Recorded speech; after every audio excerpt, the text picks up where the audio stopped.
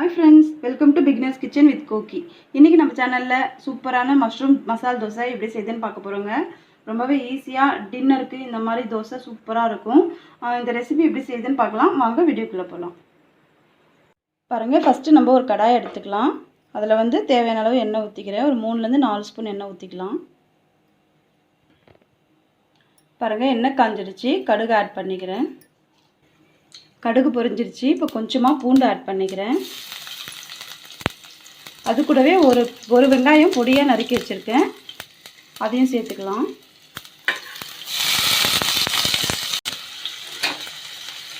கறிவேப்பிலையும் சேர்த்து பொடியா நறுக்கி வச்சிருக்கேன். இது ரெண்டுத்தையும் சேர்த்து வதக்கிக்கலாம்.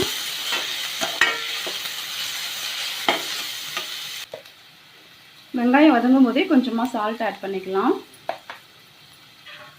சீக்கிரமா வதங்கிடும். பாருங்க, வெங்காயம் வதங்கிடுச்சு. இது கூடவே தக்காளி ஆட் பண்ணிக்கலாம். நான் ஒரு தக்காளி பொடியா நறுக்கி வச்சிருக்கேன். இது நல்லா வதங்கி ஒன்று சேர்ந்து வரணும். அது வரைக்கும் வதக்கலாம். பாருங்க, இப்போ தக்காளி வெங்காயம் எல்லாமே நல்லா வதங்கி வந்திருக்கு. இந்த சமயத்தில் நான் மஷ்ரூம் நல்லா பொடியாக கட் பண்ணி வச்சுருக்கேன். இப்போ அதையும் சேர்த்துக்கலாம். இதை நல்லா கலக்கி விட்டுக்கோங்க.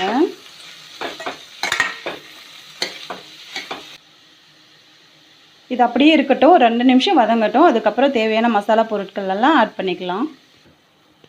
பாருங்க, இப்போ 2 நிமிஷத்துலேயே நல்லா வதங்கி வந்திருக்கு. நான் தண்ணி எதுவுமே ஆட் பண்ணல. இதில் இருக்கிற தண்ணியே நல்லா விட்டு வந்திருக்கு பாருங்க. இப்போ இந்த சமயத்தில் நம்ம மசாலா பொருட்கள் ஆட் பண்ணிக்கலாம்.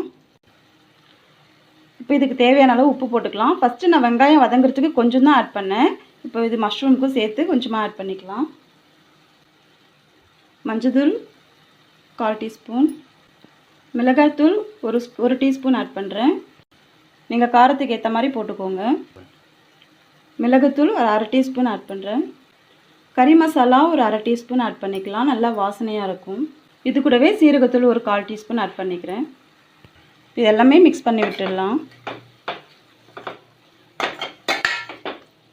இப்போ இதுக்கு கொஞ்சமாக தண்ணி ஆட் பண்ணிக்கிறேன். எல்லா மசாலாவும் ஒன்றா சேர்ந்து வரணும். தண்ணி ஊற்றிட்டு நம்ம கொஞ்ச நேரம் திக்காகிற வரைக்கும் வெயிட் பண்ணலாம். பாருங்கள், நம்ம ஊற்றின தண்ணி நல்லா சுண்டி வந்திருக்கு பாருங்கள். இப்போ இந்த திக்னஸ் போதும். நம்ம கொத்தமல்லி தழை போட்டுட்டு இதை ஆஃப் பண்ணிடலாம். கொஞ்சமாக கொத்தமல்லி தழை தூவி விட்டுக்கிறேன்.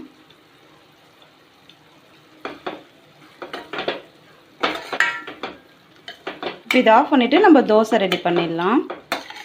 பாருங்கள், மாவு உப்பு போட்டு கரைச்சி வச்சுருக்கேன். நம்ம வீட்டில் ரெகுலராக அரைக்கிற தோசை மாவு தான். இப்போ இது ஊற்றிக்கலாம். பாருங்கள், இப்போ தோசை தவா காஞ்சிருச்சு. இப்போ நல்லா ஒரு கரண்டி மாவு எடுத்து ஊற்றிக்கலாம்.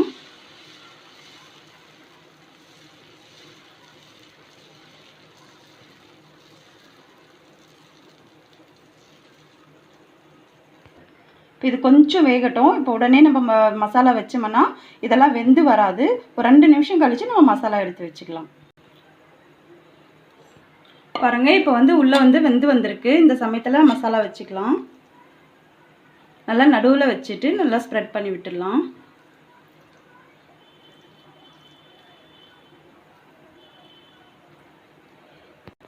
இப்போ இதை சுற்றி நம்ம நெய் விட்டுக்கலாம்.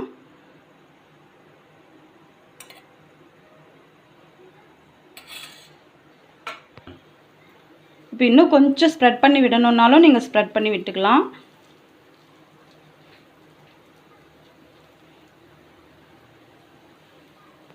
இதுக்கு மேலே கொஞ்சமாக டெக்கரேஷனுக்காக கொத்தமல்லி தழை ஆட் பண்ணிக்கிறேன்.